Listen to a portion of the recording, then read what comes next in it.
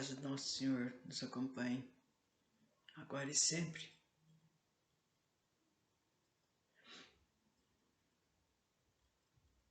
Continuando falando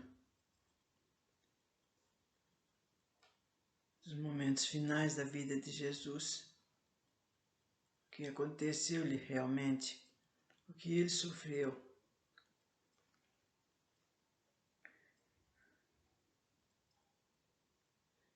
Então ele mostrou-se, né?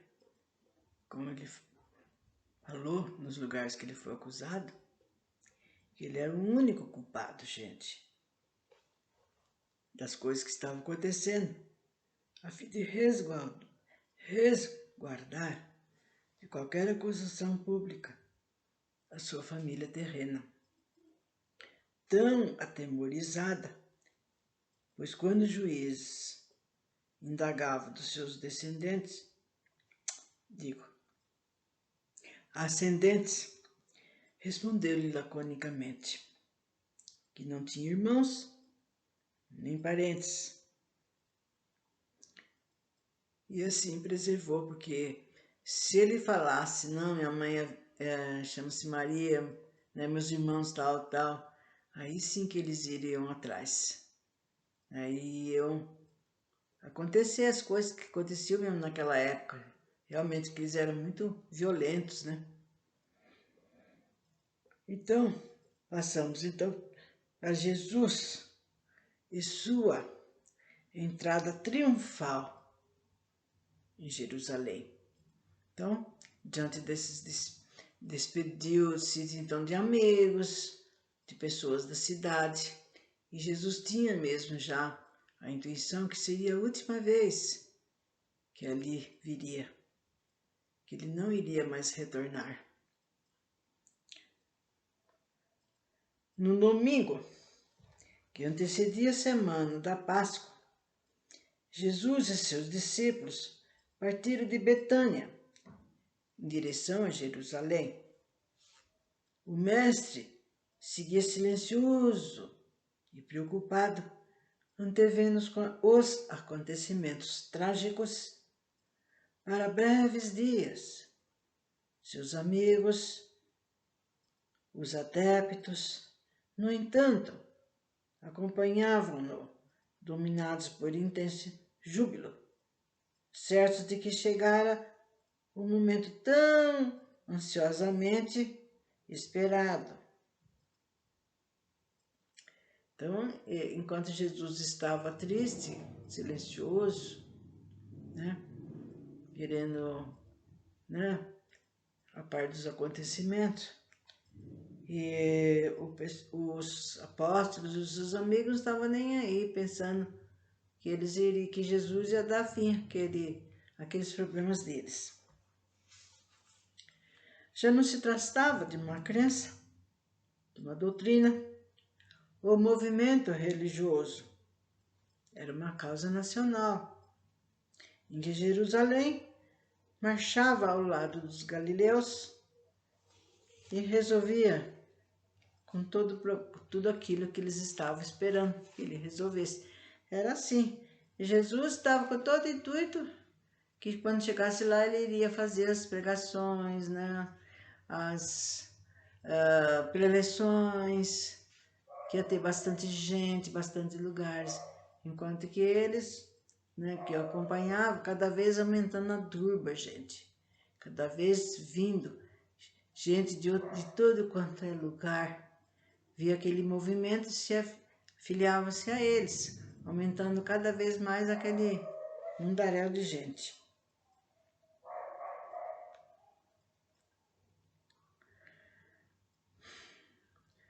Já não se tratava, então, de uma crença só que ia ser resolvida, uma doutrina, de um movimento religioso, né? Ia ser um negócio mais sério que iria debandar. O reino de Deus tardaria apenas por algumas horas, eles pensavam. Jamais se viu criaturas tão festivas e animadas. Então eles achavam que Jesus já ia apresentar para eles o reino de Deus.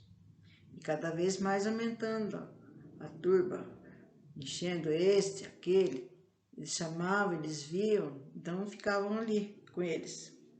À medida que a caravana percorria a estrada de Betânia a Jerusalém, acudiam novos adeptos, simpatizantes, aventureiros e mesmo até arruaceiros, cada vez mais engrossando a turba bulhenta em torno do grupo apostolar. Os mais entusiastas cantavam, riam, enquanto outros batiam palmas, davam vivas a Jesus e o saudavam como rei de Israel. Embora contagiado por aquela alegria infantil, vamos ver então o que Jesus pensava, coitado, diante daquela movimentação toda. Embora contagiado por aquela alegria, ele mostrava-se apreensivo, sentindo-se algo responsável pelo culto muito pessoal que lhes devotavam os seus seguidores, mas absolutamente contrário à sua consciência espiritual. A caravana chegou às portas de Jerusalém e ali estacou de modo triunfal. Jesus foi recebido com toda a efusão possível.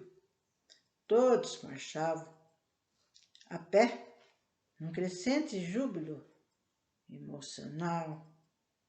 As ruas da cidade estavam apinhadas dos tipos mais exóticos e de raças mais diversas de todas as partes da Judéia e de países distintos para assistirem às festividades da Páscoa. Jesus fez menção de sustar aquela marcha cada vez mais tensa, indisciplinada, resolvido despertar os galileus de qualquer modo e deixá-los à vontade, convicto de que ali devia terminar aquele espetáculo ostensivo que ele mesmo não desejaria, mas vira-se impotente para impedi-lo. À sua frente surgiu a mais fabulosa atividade da vida dos judeus, como era o comércio religioso, oficializado pelo sumo sacerdócio, onde acumulava incalculável massa de criaturas representativas de todas as profissões, raça, cultura e posição social da Judéia. Então, impotente para dominar aquela situação, que ainda cada vez mais tornava-se comprometida, Jesus rogou aos seus amigos a abandonar o local. Depois de se reunirem, indo em direção ao bairro de Getsemane, onde iriam ficar com a família dos amigos, donos da granja do Horto das Oliveiras. E apenas Jesus não tinha se acordado quando lá chegaram, porque estava todo mundo cansado e se encostaram nos primeiros lugares que pudesse ter. E Jesus orava fervorosamente ao Pai, a fim de conhecer-lhe a vontade e analisar as causas que haviam procedido daquele domingo infausto para a sua natureza de causar essencialmente e de causa também essencialmente espiritual. Então vocês viram que quanto mais Jesus com seus discípulos caminhavam, mais eles captavam mais gente, pegavam mais gente acompanhando. Só que Jesus estava muito triste, né? Não sabia nem como iria acontecer esse acontecimento, porque enquanto ele pensava em fazer, né, projetava-se para fazer as suas habituais prédicas, eles pensavam que Jesus iria fazer com que aceitasse o cargo de rei de Jerusalém. Quando chegou lá, ele dirigiu-se ao Horto das Oliveiras, né? Lá em Jerusalém, porque ele tinha amigos, inclusive que eram donos da granja dali do local. Enquanto ele ficou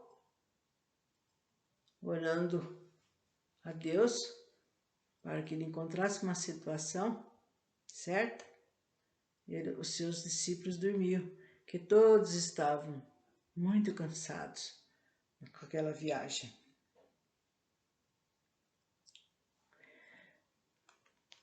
Vejamos então a entrada que ele teve ao chegar em Jerusalém. A entrada turbulenta em Jerusalém e a infelicidade das desordens no pátio dos gentios já eram suficientes para enquadrar Jesus como profanador ante as leis rigorosas do conselho sacerdotal. Então, vocês estão vendo? Cada coisa que acontecia, os sacerdotes já estavam marcando, né, como um erro, como uma desobediência que Jesus estava fazendo, né, para eles. E como estava aquela turma, gente, era uma imensidão de pessoas seguindo.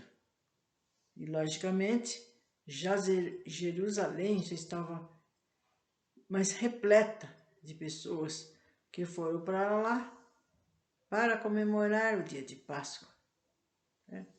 Então vocês calculam, na hora da entrada deles, todos a pé, aquele empurra-purra, como vocês sabem, quando a gente vai num lugar que está cheio de gente, que quer todo mundo quer assistir, todo mundo quer ouvir, o que não aconteceu? Aqueles empurra-purra e aquela turba cada vez maior, a dificuldade que eles tiveram para entrar na cidade. E por aí, então, maiores explicações serão dadas para melhor entendermos realmente o que aconteceu.